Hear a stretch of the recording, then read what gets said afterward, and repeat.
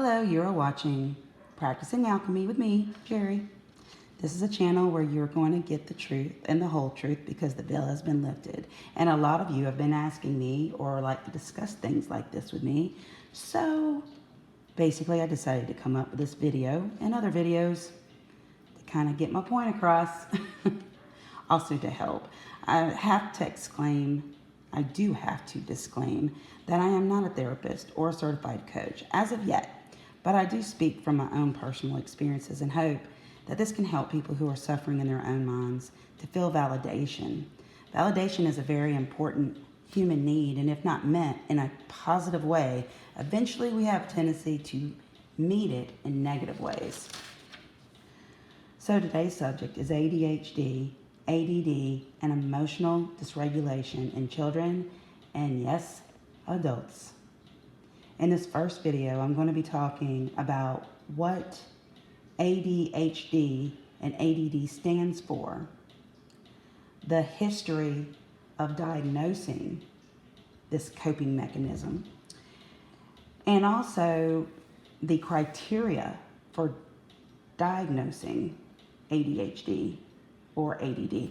And in this video, I'm only going to refer to this as ADHD because it kind of covers both. And I will explain that in a moment. As you notice, I did describe it as a coping mechanism because it is. It's a coping mechanism that we as individuals have taught ourselves how to get through a lot of the stimuli in our environment. With that said, that means that we can work around our ADHD. And there are great treatments and cognitive therapies that we can engage in, and eventually we'll be able to work around it and maybe even be cured from it. Now, saying that, I have ADHD and I am a work in progress and I do take medicine for it, but I am working toward gaining the knowledge and the self-trust, which is very important with the treatment of ADD or ADHD. And that could take a lifetime, but it is something that is very important in treatment. Okay, right to it. What does ADHD stand for? It stands for Attention Deficit Hyperactivity Disorder, or as an ADD, which is just attention deficit disorder. Now, ADHD has an extra meaning in the H. It's attention deficit hyperactivity and impulsiveness disorder as well. So the criteria, it has two categories, okay? And the first, which really relates to ADD, is inattention. Okay, the second is the hyperactivity and impulsiveness. I can't say that, impulsivity. I don't know why, but I just can't say that. But that's how I'll refer to it, as impulsiveness.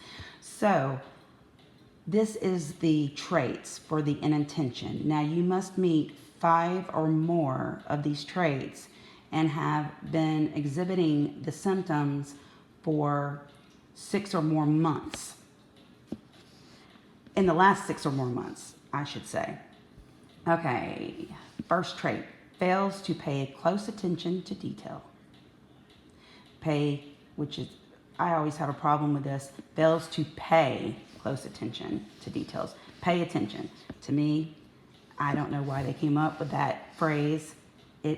And I will go into that more because it is kind of damaging to a child. Number 2, has trouble sustaining attention. Number 3, doesn't seem to listen when spoken to directly. Number 4, fails to follow through on instructions and fails to finish schoolwork or chores. Number 5, has trouble getting organized. Number 6, avoids or dislikes doing things that require sustained focus and thinking. Number 7, loses things frequently. Number 8, easily distracted by other things. Number 9, forgets things. Ha! I'm starting to think I forgot my numbers. Anyway, hyperactivity and impulsiveness. You must meet 5 or more of these traits in the last 6 months or more to be diagnosed with ADHD. Okay. So first one is fidgets with hands, feet, or squirms in chair. Number 2, frequently leaves chair when seating is expected. Number 3, runs or climbs excessively. Number 4, trouble playing or engaging in activities quietly. Number 5, acts on the go and as if driven by a motor. Number 6, talks excessively. Number 7, blurts out answers before questions are completed. Number 8, trouble waiting or taking turns. And number 9, interrupts or intrudes on what others are doing. Of course, you will have to go to a mental health professional, and they will question you based on a book called the DSM, and that is how they diagnose ADHD. And that's what I was reading from, was the DSM. Now, as far as the history of ADHD, it has been known by doctors as early as the late 1800s, around 1890 or so. They have been aware of what they had called as a mental illness, and they've been studying it since then. Now, between the late 1800s and 1950s, they were gathering the traits and categorizing all this to get a better understanding of it. And before the DSM was officially created for physicians to diagnose out of it, there was one more trait that was in there. Most of the physicians recognized it as being very important because it really developed all the other traits, sort of like a domino effect. And that was emotional dysregulation. Now, after the official DSM was created in the 1950s, they chose to leave emotional dysregulation out. But there's a lot of physicians now that believe it needs to be put back in. But, that's a little sticky subject because you have a lot of people who are diagnosing this as a job.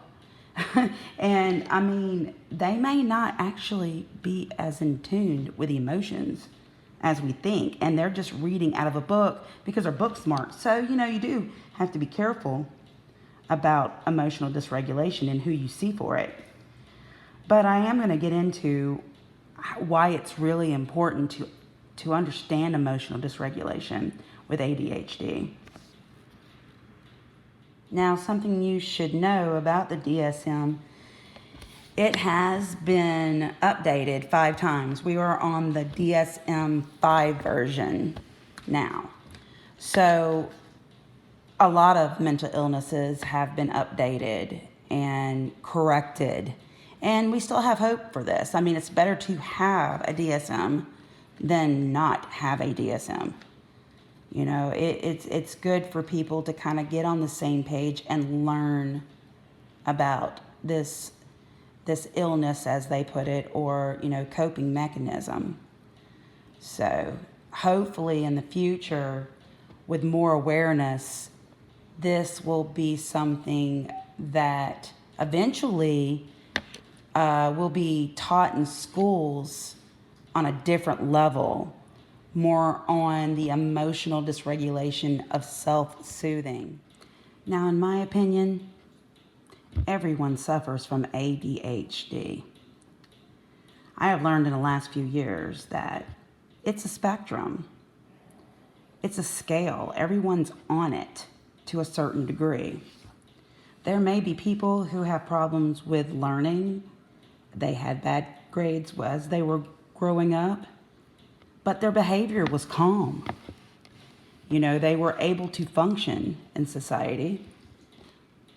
And, but they didn't make the good grades. And so they were considered mediocre or, you know, just not as good enough as other people. And it would be ADHD in their cases would be considered a flaw.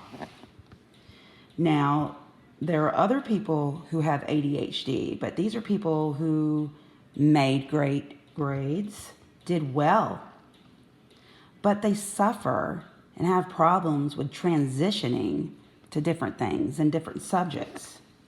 And they hyper-focus and not letting it go.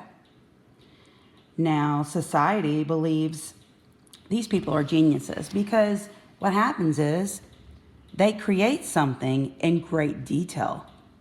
They put it out in our reality and we make use of it. And we just assume, wow, they must be a genius for creating this, but not realizing that they're suffering. And society thinks, you know, the latter is good and the one before is mediocre. And of course, you have the one that didn't make good grades, you know, that struggled the whole entire time, was never able to do any of this. I mean, switch to different subjects. They were never able to do that. You know, with ease. They could hyper focus also, but maybe on things that weren't good for them or anybody. They were not capable of calming themselves. That's the bottom of the scale.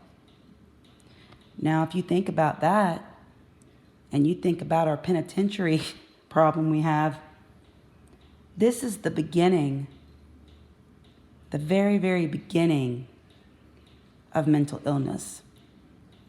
And all this was, in the beginning, was a coping mechanism. In my next video, I'm going to talk about how ADHD is developed in a child and the effects it has on the relationship with family and society. If you like my videos, please hit the like button, and to be notified of my newly released videos, subscribe to my channel. I would love that. I am going to try to create more videos as much as I can. I've got a lot to say. So if you would like to comment or ask me any questions, please do so. I try to check these comments often. So till next time, thank you.